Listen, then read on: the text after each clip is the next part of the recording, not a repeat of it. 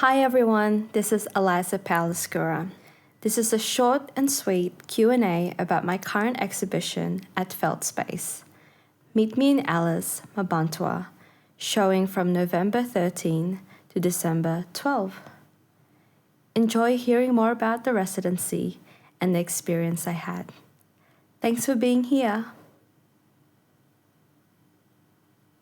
Meet Me in Alice, Mparntwe Artist Statement.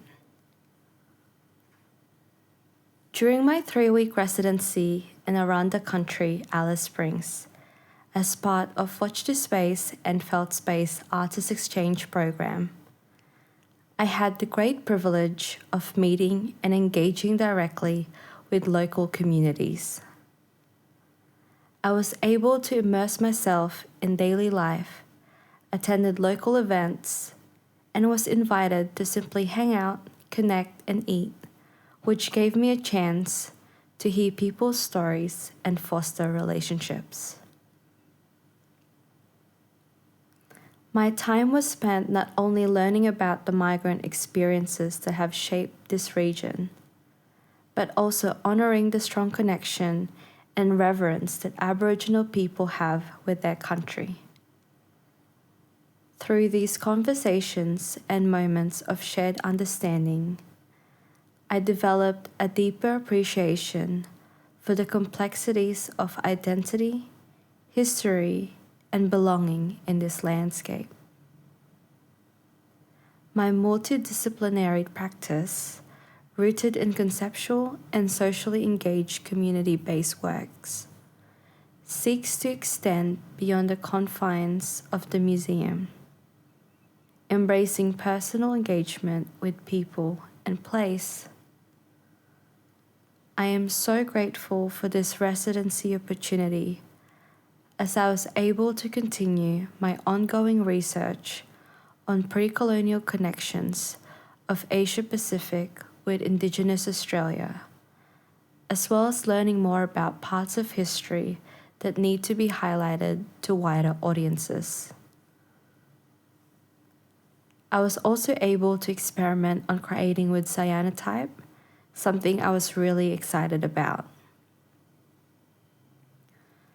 I enjoyed creating different variations of the sensitizer liquid, and although I could have made it simpler by following direct instructions, I wouldn't have it any other way. The different shades of blue in Cerulean Polyphony reflect this. I was also surprised to witness a few desert thunderstorms. It made art making with the sun a fun dance, allowing me to let go and work with the weather. I want to thank Watch This Space for graciously hosting me and to FELTspace for holding this exhibition. Truly appreciated the level of support and openness to showing previous works alongside new works, bridging stories together and giving space to experimental ways of art making. Thank you for acknowledging the transformative ways of process-driven works.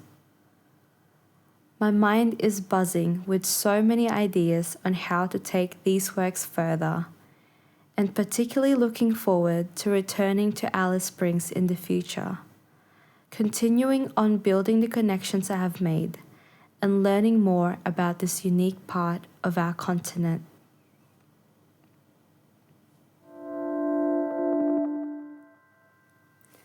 It must have been quite an adventure living and working in Central Australia. What drew you to applying to the program, and what was your experience of day-to-day life throughout the residency? I was drawn to the program as I had always wanted to visit Central Australia. As I get older, I really want to make sure that I travel this continent more and get to know the country I'm on to strengthen my understanding of our home. I feel like it's important to know and research our shared histories. Beyond it helping to inform my artistic practices, but on a deeply personal level as well. The residency at Watch the Space was an incredible opportunity to immerse myself in a unique environment, and I was really excited when I found out that I was the recipient of the residency. Before applying, I was researching what I could possibly work on during my time there, and I found it really interesting that there are so many Filipinos that live in remote areas, so I wanted to seek out to find out why. The residency provided me an opportunity to engage with the local community. When I got there, it was great that I was able to simply pick up research themes and concepts that I had already been interested in and working on, and I was able to just continue that. It was a really smooth first week as I had FELTspace co-chair Isla with me, and we were able to just do daily life together, attending 2 different film festivals that were happening at the time, eating lots of sushi, and going to galleries together. So I was really thankful to have her with me for that. I also started my residency the same day that the new Watch the Space director Jess started at her new position. And along with Jess, the project's administrator, it was really something special as I felt that I was able to grow and almost be a part of the Watch the Space team as they begin to figure out their working dynamics. It was really good to see their relationship grow and be nurtured. Sometimes people say that artists work in isolation, and that is the case for some. But for me, I really thrive off having lengthy discussions and energy. So it was so good to have the Watch the Space team to banter with and talk to when I needed that space. Both the Aries really made this residency run smoothly. I appreciated having them do check-ins regularly, but with a sense of flexibility. It was a really short amount of time, but because I had the support, I was able to do it. Living and working in such a unique area gave me the chance to slow down and observe my surroundings in new ways. What is the highlight of being in Alice Springs for you? What was it like being immersed in the community? It is a really beautiful part of our continent. It's hard to not be in awe of the landscape. Every morning I'd wake up and I see the ranges, the dry riverbed that is so bright and so orange, and the big vast blue skies. It's such a contrast to the environment that I grew up in on the East Coast, and I really enjoyed being there. It feels really cliche, but for a lot of people who live in cities or really populous areas, I can definitely see why they would say that when they visited there, they feel like there's space to think. Because it's true, it's just you and nature. Mparntwe is such a welcoming place. The highlight was being invited to intimate gatherings from local community members and meeting amazing people from all walks of life. I had many surreal moments. For example, I had an auntie I had been wanting to track down to connect with, as she had done big things for the migrant communities of the Northern Territory, but she did not have any social media or online presence that I could find. I called a few different cultural organizations and told them of my project and residency times and left them my contact details so they can pass it on to her. It was a few days before I flew and she hadn't gotten back to me yet, so I was a bit sad as I didn't think I'd be able to find her, but I just thought I'd connect with her when the time is right. Then, a day or two after I had arrived, I went to an op shop to get some materials to repurpose. I started chatting and yapping away with another auntie, and we just clicked. Then she tells me, I know who you are, you're the artist visiting, etc., etc. And I'm like, what? Through random word of mouth, somehow, some of the community members knew I was going to be in Alice Springs. Then I was able to meet the auntie I was wanting to connect with from the very beginning. And we actually spent a lot of time together, tending to her garden, helping with organizing archives, meeting people from the many different community groups that she was a part of, which led me to meeting even more people that I wanted to meet. It was pure coincidental in some ways, but also so kismet. Could you talk about the process of making the main focal point of the exhibition, Cerulean Polyphony? Cerulean Polyphony emerged from my time in Alice, where I was invited into local homes and communities sharing meals and stories. This work takes the form of a large multifunctional sheet, an object that can be used as a picnic blanket or a tablecloth, designed to invite interaction and shared experience. It's a metaphorical exploration of the communal activities that I encountered, reflecting the ways in which individual stories and voices come together through the simple act of gathering. When I was conceptualizing this multifunctional object, I really wasn't sure what medium to work on. I was working with clay, attempting some textiles, and had just started experimenting with cyanotype, which is something I'd been really excited to do for a while, but haven't had the time and space for. However, of course, the really fun thing about being in the Northern Territory was there was a lot of sun most of the time. It was one of the most fun mark-making experiences I had, and what made it even more fun was that the Watch the Space team helped me with it.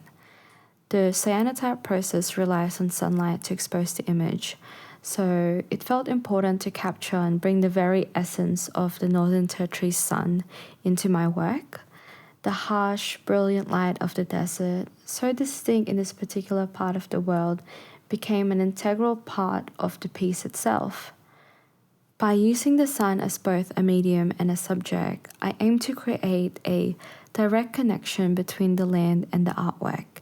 It was my way of embodying the energy and presence of this place. By using everyday kitchen items from the Watch the Space kitchen, objects that are familiar but also hold deep symbolism in a context of shared meals and community. The kitchen items arranged in a way that suggested the shapes of food and gathering were meant to convey that there is always a seat at the table. We worked out some of the placement before starting, but ended up just trusting our intuition when it came to exposing the sheet. Kind of just placing wherever the pieces feel like they would fit. Through food, we come together, and it's a universal way to connect with others, regardless of background or history. I wanted this piece to reflect the power of food to bridge divides and foster relationships, all while capturing that distinct warm light of Mparntwe, which made it feel like the land itself was part of that communal experience. Drawing on Victor Turner's concept of communitas, the work celebrates the power of shared rituals to strengthen social bonds and create spaces of belonging. Mikhail Bakhtin's theory of polyphony also underpins the piece, highlighting how multiple diverse perspectives can harmonize to form a deeper understanding of community. So, Cerulean Polyphony invites viewers to participate in a collective space where cultures and histories intersect and resonate. And I'm really eager to see where this piece could be featured in the future.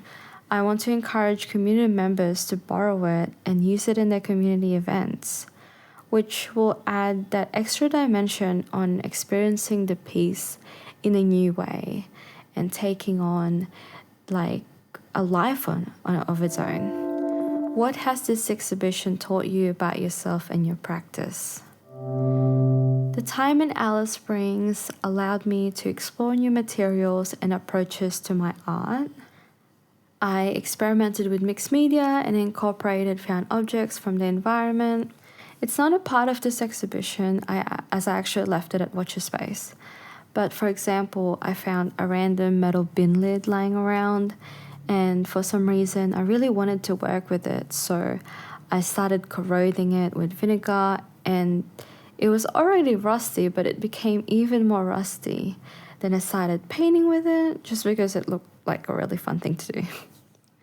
The residency lent me the time to experiment and just have fun, but also reinforced the importance of creating work that is not only visually engaging, but also speaks to a deeper, more reflective understanding of place and identity.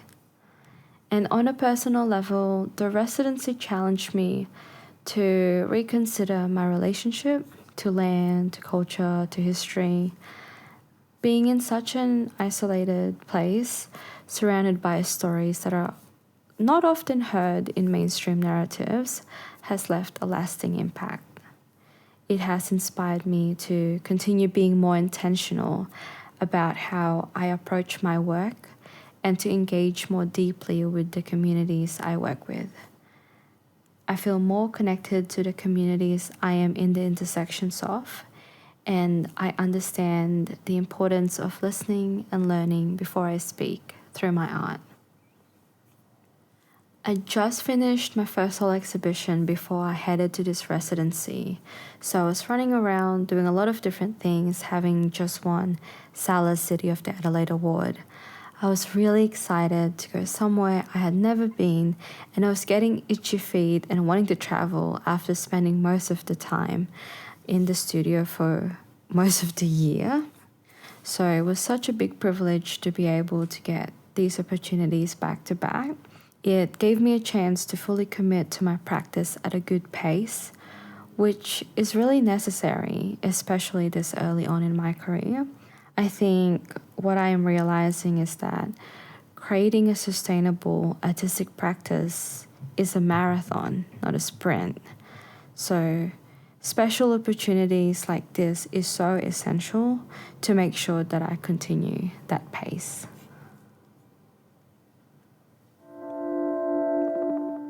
How do you think artists should approach residencies to make it a meaningful experience or time? I believe that artists have a responsibility to approach residencies with a sense of empathy and awareness, particularly if they are going to be engaging with local communities. Not everyone might do that during their residency. Some people might just be happy to have the time and space and dedicate it solely being in the studio. But if you are going to be working with or just engaging with local communities, I think it's important to recognize that our presence can have social and cultural implications. Artists should definitely take time to understand the history, values, and traditions of the people and places that they are engaging with. In this way, we can ensure that our work is respectful and relevant. A key part of this is recognizing that we should not force ourselves into places or communities that have not invited us in. The invitation to engage should be mutual, and artists should listen first, learn from the local community, and be mindful of how their presence might impact or reflect those who are already there. It's about fostering relationships that are rooted in respect and understanding. Politeness, humility, and openness are crucial for building trust and creating a space where collaboration and meaningful engagement can occur. One of the most profound aspects of my time in residency was learning about the layered histories of the land.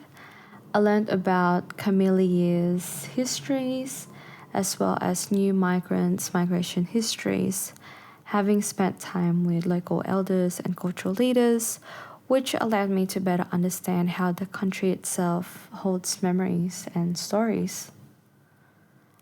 I am deeply grateful for the individuals and communities that have let me in. It was such a privilege to hear their stories. This experience has deeply influenced my practice, and made me think critically about history is told, who gets to tell it, and how art can be a vehicle for storytelling and healing. I think it's really good to try and leave a positive impact in the places that you visit.